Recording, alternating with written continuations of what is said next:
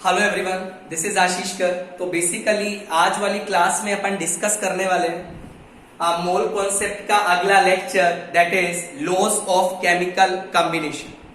Basically अपन को इसमें 5 लॉज के बारे में स्टडी करना है। एक एक करके अपने लॉज को स्टडी करना स्टार्ट करते हैं। देखिएगा, अपन बेसिकली टॉपिक पढ़ने जा रहे हैं लॉज ऑफ केमिकल कॉम्बिनेशन। सुनिएगा, सबसे पहले मैं लॉ की बात कर रहा हूं। सुनिएगा, सबसे पहले आपका है that is law of conservation of mass. बच्चा, law of conservation of mass क्या बोलता है कि इनिशियल आप रिएक्टेंट का जितना मास लेते हो, थ्रू आउट द रिएक्शन वो मास फिक्स रहने वाला है। लेट अस सपोज आपने रिएक्टेंट इनिशियली 44 ग्राम लिया, 44 ग्राम लिया, रिएक्शन हो गया। रिएक्शन होने के बाद बच्चा जो प्रोडक्ट बनेगा वो भी आपके पास 44 ग्राम ही बनेगा। सुनिएगा, मतलब रिएक्टेंट का जितना मास लिया है वो सारा की सारा आपको प्रोडक्ट की फॉर्म में दिखाई देगा। ना तो मास डिस्ट्रॉय होगा और ना ही नए मास को क्रिएट किया जा सकता है। सुनिएगा, it states that initial mass of the reactant remains constant throughout the reaction. Initial mass of the reactant remains constant throughout the reaction. मान लीजिए आपने एग्जांपल लिया, कार्बन प्लस O2 कंबाइन करके दिया CO2। मान लो यार तुमने इसका 12 ग्राम लिया, तुमने इसका 32 ग्राम लिया, तो बच्चा जो आपको CO2 मिलेगा that is 44 gram. Law of conservation of मास इतना ही बोलता है, राइट। मान लीजिए, let us suppose I consider one more example, H2 plus half O2 it is giving water. मान लो यार ये आपने 2 ग्राम लिया, ये आपने 16 ग्राम लिया, तो वाटर आपके पास कितना मिलेगा दैट इज 18 ग्राम। मतलब जितना रिएक्टेंट का मास लेते हैं थ्रू आउट द रिएक्शन, उतना की उतना मास आपका किसका बनता है, प्रोडक्ट का बनता है, राइट। जल्दी से आप इसका स्क्रीनशॉट लीजिएगा, आगे अपन स्टडी करते हैं। नेक्स्ट लॉ की बात करते हैं। सुनिए, सेकेंड लॉ का अपन बात कर रहे हैं। देखिएगा, नेक्स्ट आपका लॉ है that is law of definite composition, या फिर इसको एक और नाम से लिखा गया है लॉ ऑफ कांस्टेंट कंपोजिशन। देखिएगा किस तरीका से आप लोग इसे स्टडी करेंगे, मेरी बात सुनिए। पहले ये जो लॉ दिया था उस साइंटिस्ट का नाम था प्राउस्ट। तो इट वॉज गिवन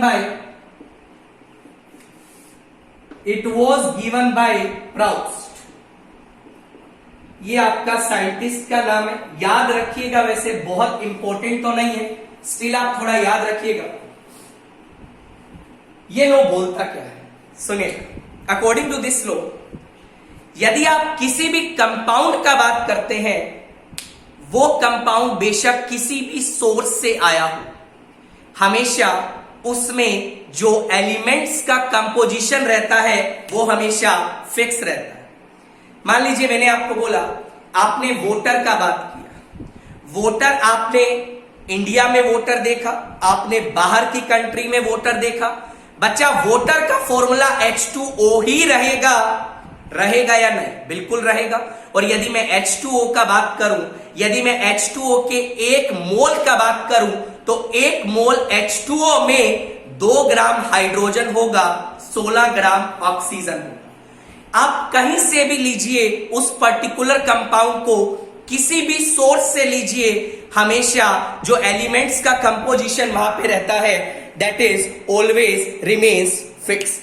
देखिएगा, it states that the chemical composition of the element in the given compound remains same.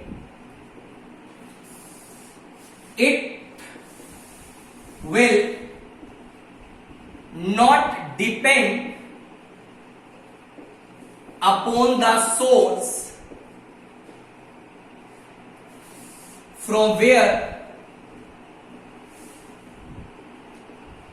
we are getting that compound. आपको बोला गया किसी एक पर्टिकुलर कंपाउंड में एलिमेंट्स का कंपोजिशन हमेशा फिक्स रहता है। ये चीज मैटर नहीं करती है कि वो कंपाउंड आपने किस सोर्स से लिया है। मेरी बात सुनिएगा, दोबारा सुनते हैं, एग्जाम्पल लेके अपन समझा। मान लो यार, हमने बात किया CO2।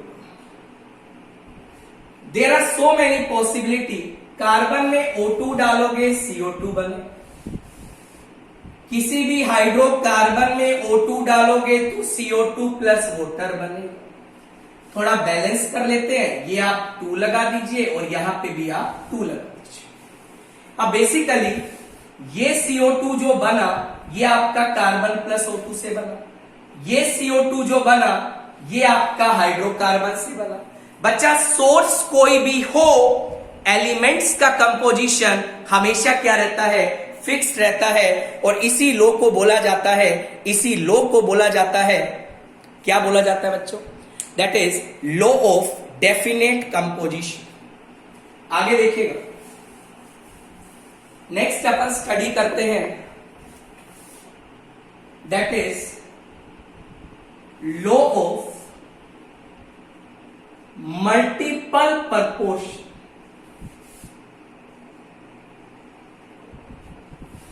पहली चीज, it was given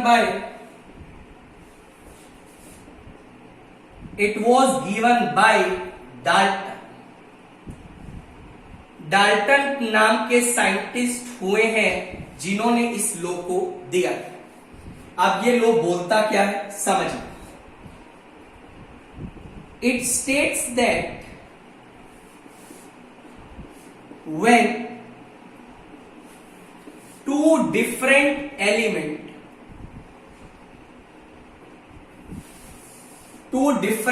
elements combines to give two or more different compound, then it states that when two different elements combines to give two or more different compound, then the masses of one of the element which combine with the fixed mass of other element, then the masses of one of the element which combine with the fixed mass of the other element is always in simple whole number ratio.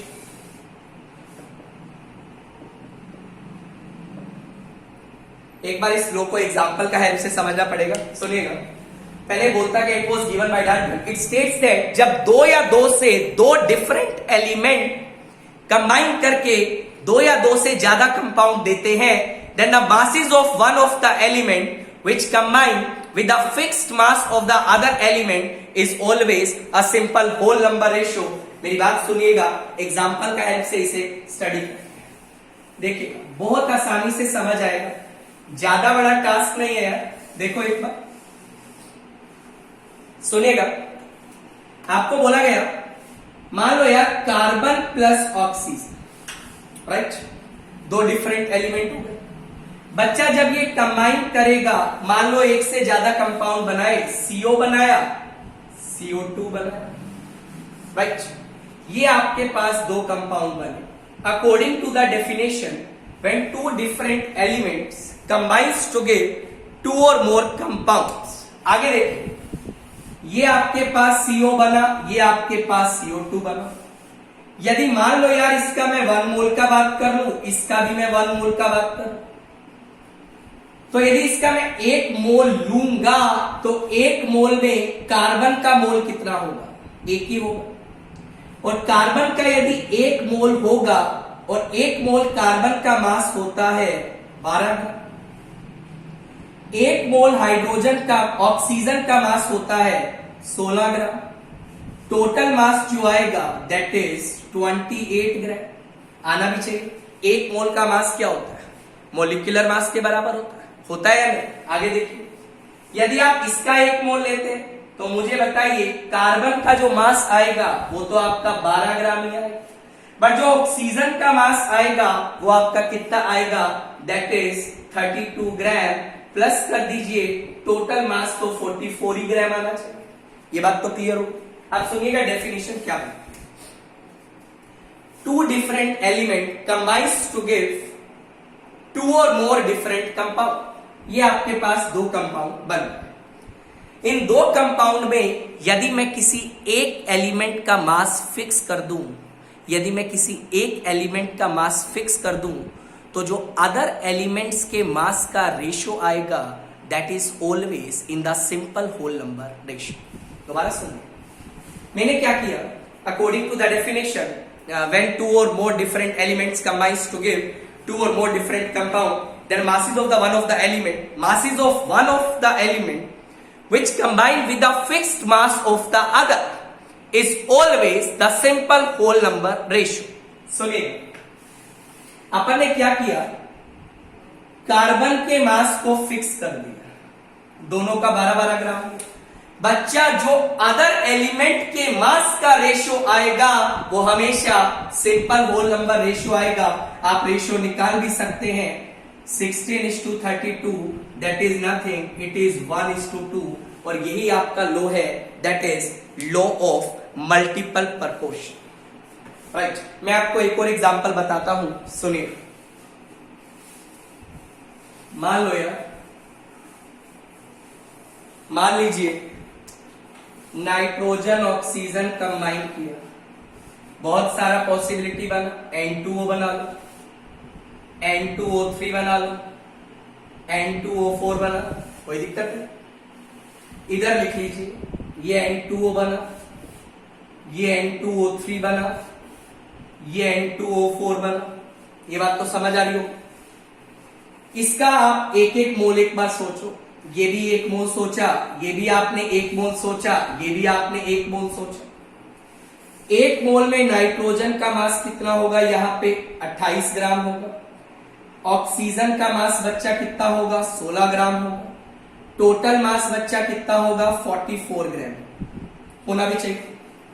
इसका 1 मोल सोचो, nitrogen का मास 28 ग्राम होगा, oxygen का मास 48 ग्राम होगा।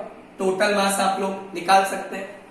यहां सोचिए, nitrogen का मास 28 ग्राम होगा, ऑक्सीजन का मास 64 ग्राम होगा। अब आपको बोला गया when two different elements combines to give two or more different compounds, then masses of one of the element which combine with a fixed mass of the other is always a simple whole number ratio। सुनिएगा, आप क्या करिए, एक element के मास को fix कर दीजिए जो कि आपको दिखाई भी देगा।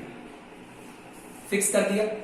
फिक्स करने के बाद जो अदर एलिमेंट के मास का रेशियो बचा वो हमेशा एक सिंपल होल नंबर रेशियो आएगा, और यही आपका लो है, that is law of definite proportion. I think आपको बात समझ आ रहा होगा। आगे अपन स्टार्ट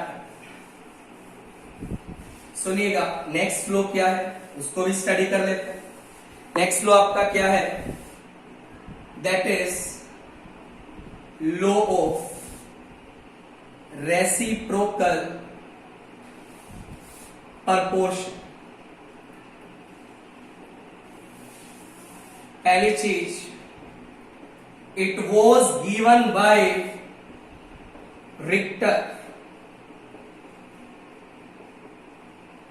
साइंटिस्ट का नाम है, आप लोग याद रखिएगा, it was proposed by Richter.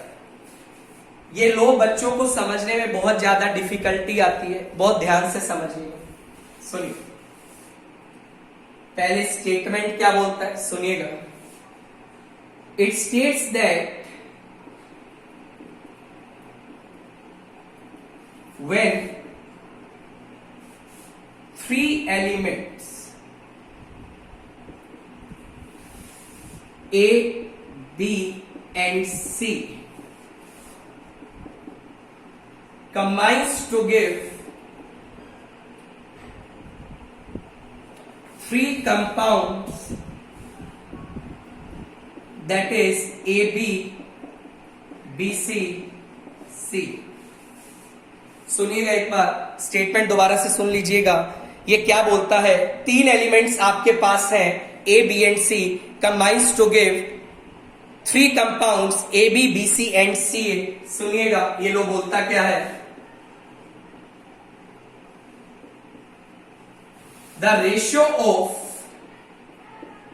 A and B, obviously ratio of mass ratio का बात किया जाए, of A and B which combines with the fixed mass of C is always a simple whole number ratio in which A and B itself combine। सुनिएगा, ये लोग बोलता क्या है, it states that if we have 3 elements A, B and C, तीनों elements से मिलके 3 compound बनाया A, B, B, C and C, then the ratio of the mass of A and B which combine with the fixed mass of C is always a simple multiple ratio in which A and B combines together। अब इसका मतलब क्या है, एक बार सारी statement को दोबारा से समझने का कोशिश करते हैं। एग्जाम्पल का हेल्प से समझते हैं, बहुत आसान है, बहुत आसान है, समझिएगा, देखिएगा ध्यान से। आपको बोला गया आई हैव 3 एलिमेंट्स, जैसा कि एनसीईआरटी में एग्जाम्पल दिया है, कार्बन, हाइड्रोजन, ऑक्सीजन। बच्चा ये 3 एलिमेंट है A, B एंड C। मान लीजिए ये आपने A माना, मानने में क्या जा रहा है, ये आपने B माना, ये आपने माना C, बराबर। ठीक, ये कंबाइन करके बनाया CH4, ये कंबाइन करके बनाया वाटर, ये कंबाइन करके बनाया CO2। फाइन, A और B हटा दीजिए। Ratio of A and B which combines with a fixed mass of C। C क्या है बच्चा, ऑक्सीजन। A और B क्या है, कार्बन और हाइड्रोजन रिस्पेक्टिवली है। तो आप काम करिए, एक बार CH4 को भूल जाइए। सुनिएगा, मेरे पास AC से कंपाउंड बना CO2 और आपके पास BC से कंपाउंड बना वाटर। राइट, आप क्या करिए, इसमें आप C के मास को फिक्स कर दीजिए according to the definition. A, B, C combines to give three compounds A, B, B, C and C. Then the ratio of the masses of A and B which combines with fixed mass of C. सुनिएगा, C क्या है? Oxygen है। Oxygen का mass fix करना है। यहाँ पे क्या दिखाई दे रहा है? 12 ग्राम जो कार्बन है वो आपका 32 ग्राम ऑक्सीजन से कंबाइन है। राइट सर, यहां पे यदि दिखाई दे रहा है 2 ग्राम आपका हाइड्रोजन है जो कि 16 ग्राम ऑक्सीजन से कंबाइन है। बट ऑक्सीजन का मास आपको क्या कर रहा है? फिक्स करना है। मान लो यहां पे ये 16 ग्राम है, बेसिकली या तो इसको 16 बना लो या इसको 32 बना लो। अरे एक बात बता, यदि इसका 32 ग्राम इसके 12 ग्राम से कंबाइन कर रहा है तो इसका 16 ग्राम कितने से करेगा यार? 6 ग्राम से करेगा। अब आपने क्या किया? C के मास को फिक्स कर लिया।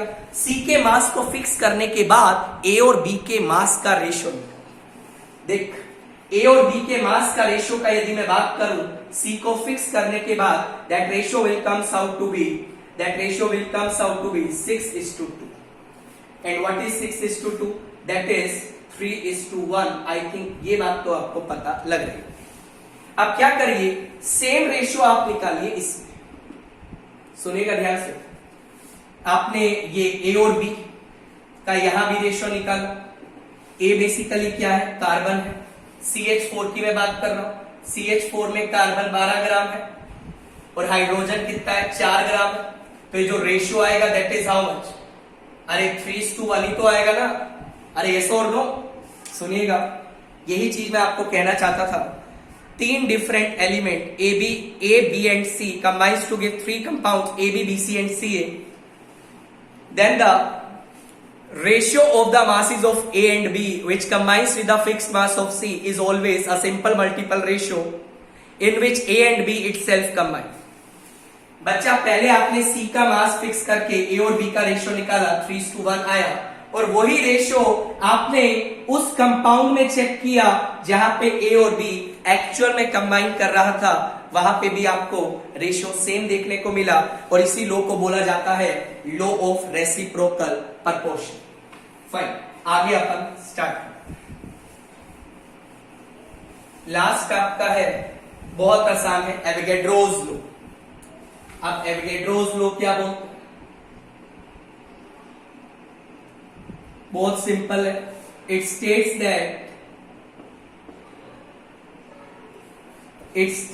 that at constant temperature and pressure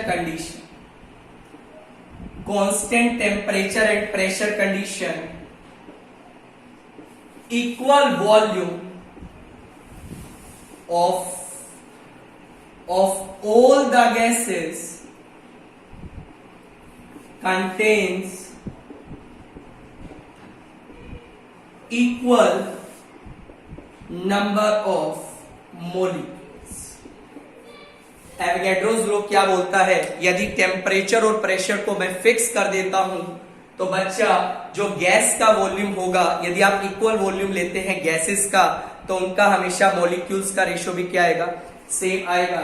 मान लो यार आपने H2 गैस लिया, आपने N2 गैस लिया, आपने O2 गैस लिया, तीनों में आपने वॉल्यूम V लिया।